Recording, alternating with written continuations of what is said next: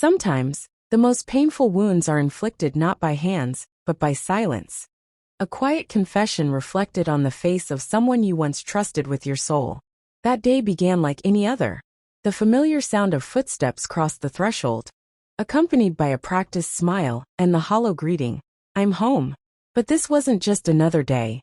This was the day the cracks in our carefully curated facade became impossible to ignore. The missing wedding photo on the wall wasn't merely an absent decoration. It was a glaring void, a silent testimony to the unraveling of a marriage that once seemed indestructible.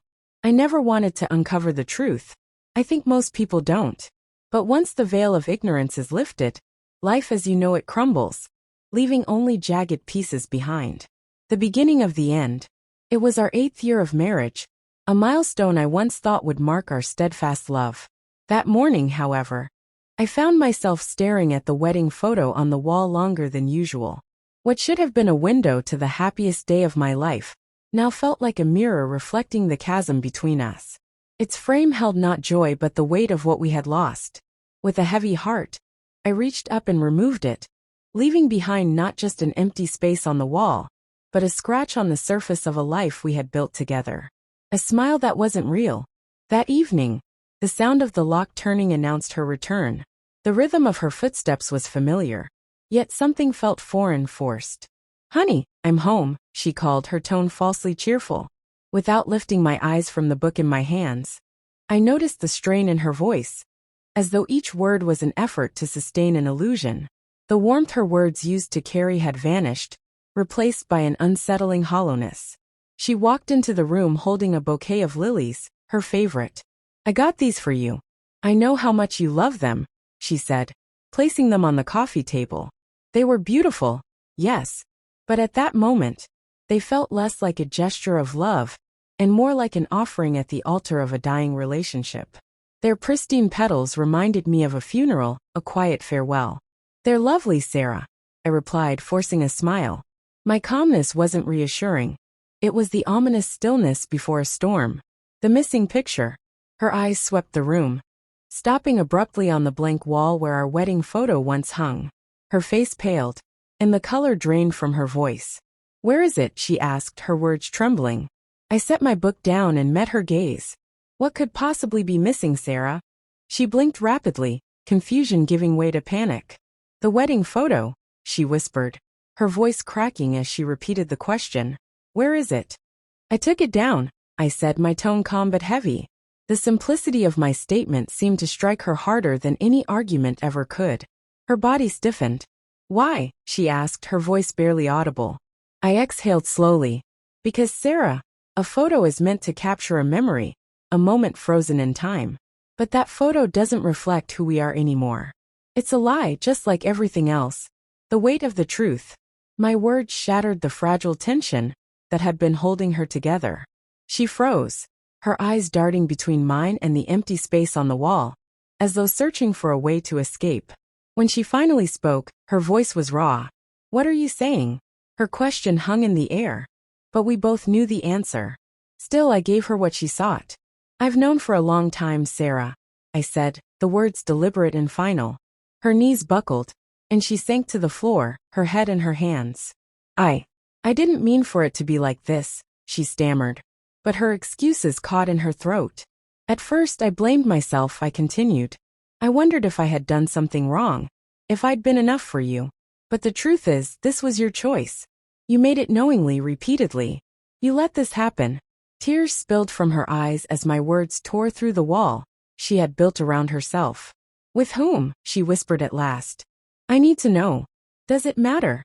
I asked, my voice colder than I intended. "Knowing his name won't undo what's been done. It won't mend the trust you broke, or bring back the love we lost." She searched my face for any hint of forgiveness, but all she found was a void as vast and empty as the space on the wall. I wouldn't look away. Her trembling breath betrayed the weight of the truth she had no choice but to face. She tried to pull herself together, but no matter how hard she wished, the reality between us was immovable. I remained silent, allowing the tension to settle thick and unyielding in the room. Then, without a word, I reached beneath the table and placed a small box before her. It was simple, tied with an unremarkable string, its plainness masking the storm it contained. Her wary eyes flicked to mine. "What's that?" she asked, her voice barely steady. "The truth," I replied, my voice as firm as the weight in my chest. "So you can see it for yourself." Her hands trembled as she tugged at the string and lifted the lid. As the contents came into view, the color drained from her face entirely. Inside were bank statements, phone records, hotel reservations, and photographs, each a silent witness to the deceit she had so carefully concealed. Everything was there laid bare. Nothing spared. "Everything is here, Sarah," I said, my voice devoid of anger but heavy with finality. "Every lie you told, every betrayal you thought I wouldn't uncover. It's all here." A whimper escaped her lips as her fingers fumbled through the damning evidence. The tears that began to stream down her face blurred the words, but they couldn't blur the truth. I didn't want it to be like this," she sobbed, her voice cracking under the weight of her own guilt. "No," I said coldly, "but you made it this way. With every choice, every lie, every betrayal. This is what you created." At that moment something broke. Maybe it was her pride, or perhaps the fragile thread that had been holding our marriage together. But the room felt different, as though a part of it had shattered beyond repair.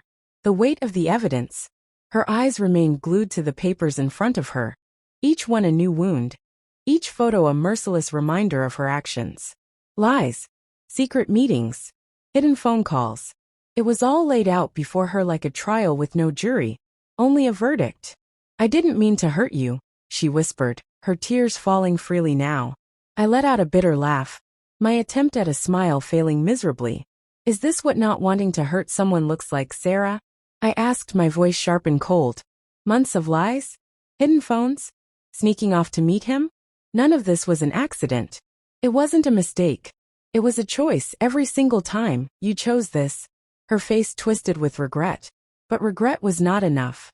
Regret couldn't fill the hollow space she'd left in my heart. "It didn't happen all at once," she stammered, her voice weak and breaking. "At first it felt like just a friendship, but then," her words trailed off, lost in the silence between us. I shook my head, cutting her off. "I don't need the details anymore, Sarah. I don't need to know how it started or why. The specifics don't matter. What matters is that this isn't about us anymore. It's about what you did." Walking away, I stood, my movements deliberate and resolute. From beside the table, I picked up a small suitcase. "This morning, I decided I'm leaving," I said, my voice steady but aching with finality. "Everything I need is packed. There's nothing left for me here anymore." Her eyes widened in panic, her voice rising into a desperate plea. "No, you can't just leave, not after everything we've been through. Please, we can fix this." I turned to her, studying the desperation etched across her face. "Easily?" I asked, my voice trembling slightly but resolute. "This is the hardest thing I've ever done, Sarah. But staying here, reliving this pain every day, that's impossible. I deserve more than this. I deserve peace." Her sobs filled the room as I walked toward the door. My hand rested on the doorknob, but I paused, turning back to her one last time. "Sarah," I said, my voice soft now, not from forgiveness but from exhaustion. "I've realized that I need to love myself the way I once loved you. And loving myself means walking away." I opened the door, and the cool evening air kissed my face. With my suitcase in hand, I stepped outside, letting her cries echo behind me. They no longer had the power to tether me to the wreckage we had become. As I walked to the car, I looked up at the sky. The sun was setting, painting the horizon in fiery hues. The storm inside me, the anger, the betrayal, the grief, was beginning to dissipate, leaving behind something quieter, something freer. When I sat behind the wheel, I turned to glance at the house one last time. Once, it had been a sanctuary of love and joy. Now, it was merely a structure weighed down by broken promises and memories too painful to bear. I started the engine and drove away, the distance between us growing with every mile. For the first time in years, I felt like I could breathe. The air was crisper, the sky brighter. And as the pain began to fade, it was replaced by something unexpected, relief. Sarah had left a void in my life, but I would fill it with my own strength, my own freedom, my own happiness. And as I drove into the unknown, I made a silent promise to myself. Never again would I let someone shatter me like this.